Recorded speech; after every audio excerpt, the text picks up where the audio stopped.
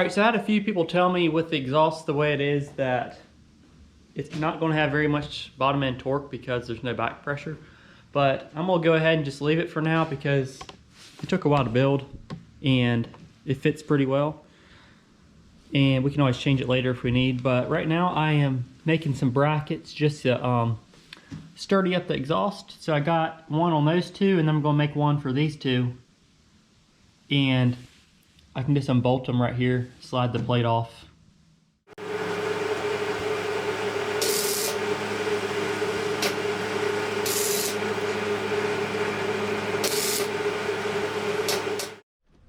Alright, so I got my exhaust pipes all heat wrapped, mostly so they won't melt like my vacuum lines and stuff like that. And then I also got the little nuts welded on for the plate that holds them together. Alright, so I got my exhaust all finished, and it is way sturdier with these braces I put on. Got it all heat wrapped down in there so it won't melt anything. But yeah, all done with that.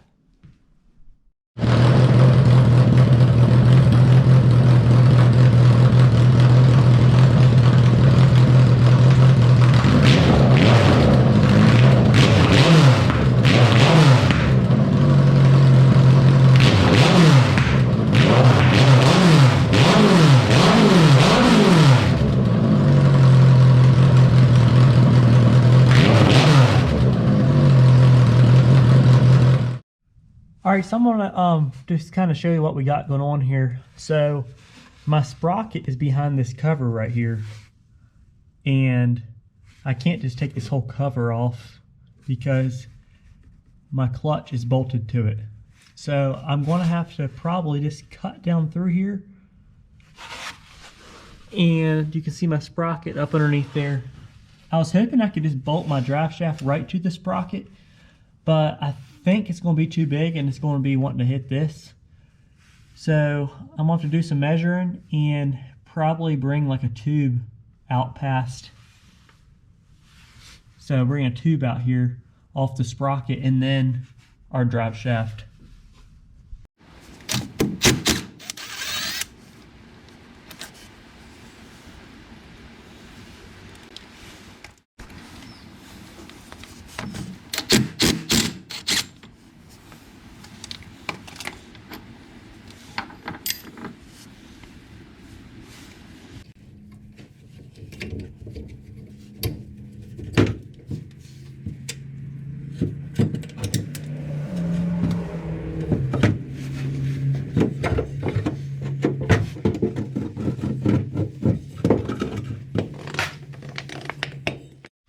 Alright, under here, and I will show you guys what the drive shaft situation looks like. So in the back here, that one is ready to bolt up, and it comes up through here.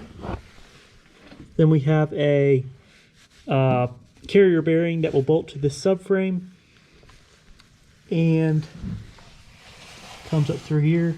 And this side right here is going to need to be shortened quite a bit. There's my sprocket up in there.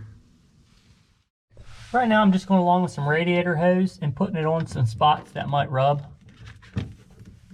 I did the same up front here on some wires right here. It shouldn't really rub much, but if it does, it'll just keep it from rubbing through. So just a little extra protection. Alright, so I'm waiting for my drive shaft to be shortened, and it's a beautiful day out here. So I figured I'm going to push the car out and make it shine a little more. And I've had some people tell me, you know, you're making the value of this car decrease by putting a motorcycle engine in it. I'm getting ready to upcrease the value, getting ready to wax it with some WD-40. So it stops squeaks, dries out moisture, it'll make it shine, it's good for the rust. So I mean, look at the difference already on this side versus this side. Look how dull that looks.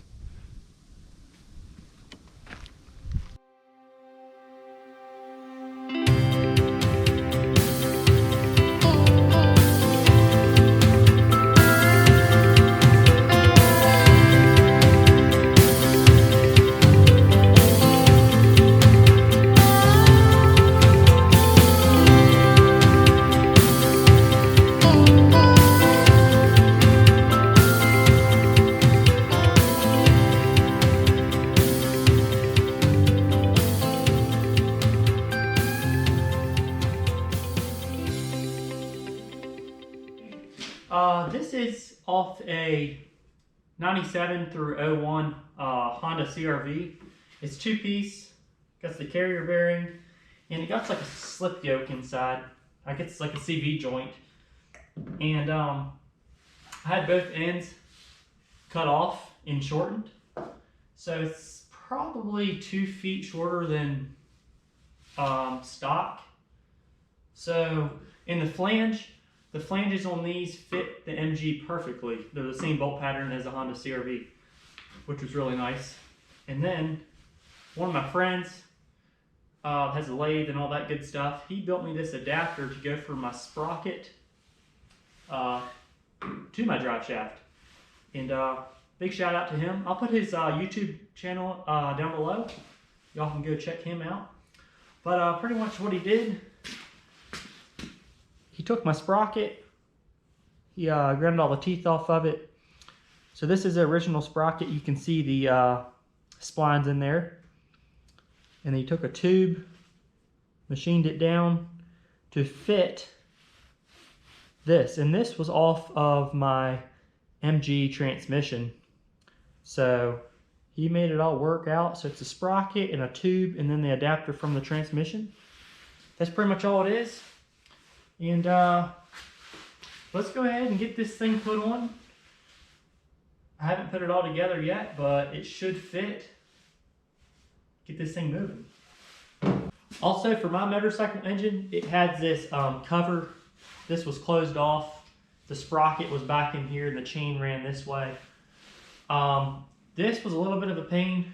We had to cut this out because I had to keep the cover because of this slave cylinder has to be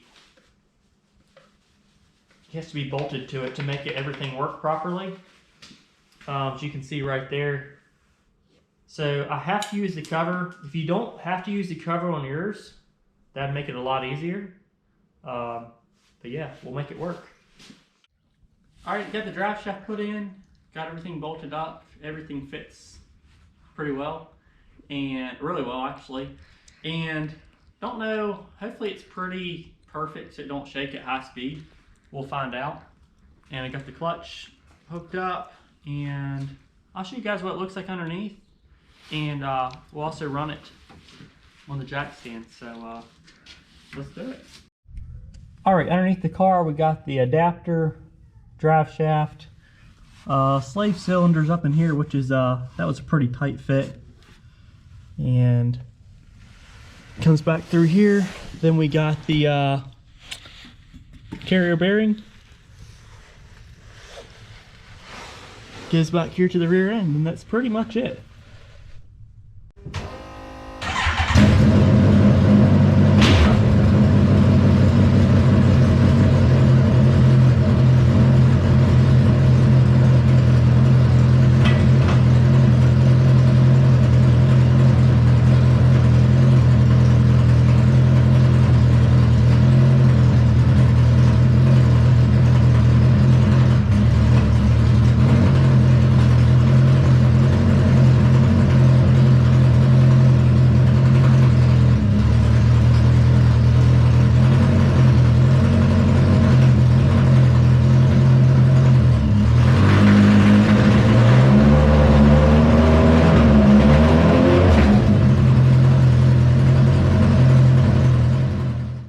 Okay, we're ready for our first test drive, and let's see what it does. My clutch isn't perfect yet. A little low. The clutch ain't perfect yet. I got to put a stop on it because if I push it in too far, it gets stuck. But we'll just ease around the yard and see if any parts fall off. Ready?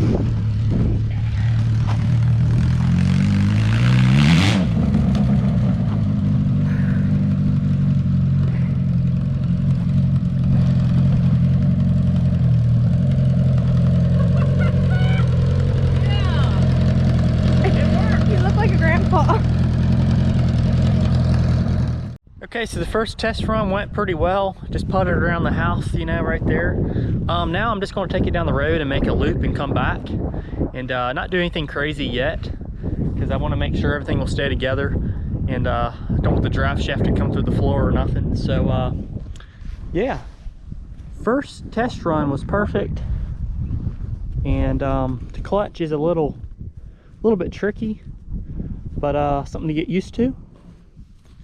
But I'm gonna throw a camera on the car and have my wife video from the road, and we'll take it up the road.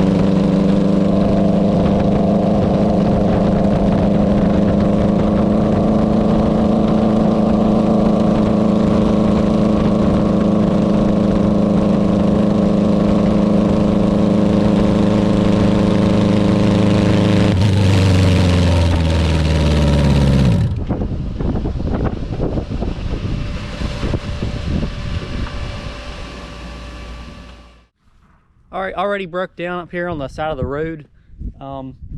It just quit on me. I think maybe it built up a lot of pressure inside the fuel cell, because when I took the cap off, it made a real like psh sound, and I think maybe that's what it was. So I'm just gonna leave the fuel cap loose and see if we can get this thing running and back home before any cops show up. So I'll see what we can do. All right, I found the issue. I said I was going to fix this before, you know, I drove it much, but this little rollover sensor was just hanging down and wasn't letting it run. So try to limp it back to the house, and we'll get that thing secured, and we should be good to go.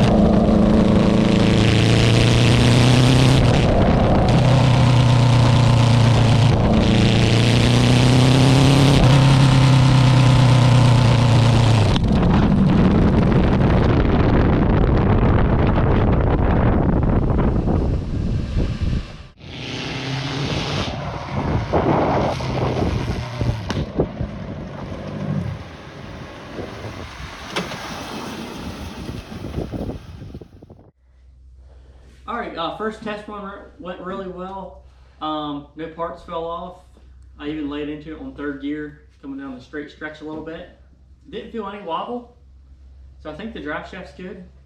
I got to fix the clutch, put a stop on it, and got to fix the rollover sensor, and also want to put like a neutral indicator light because it's hard to know which gear I'm in. other than that, it's going to be a fun machine. I'll get another video out of ripping it and maybe taking it to some places this spring, summer. Thanks you all for watching, and yeah, you can hit the subscribe button, like, whatever you want to do, and catch you in the next video.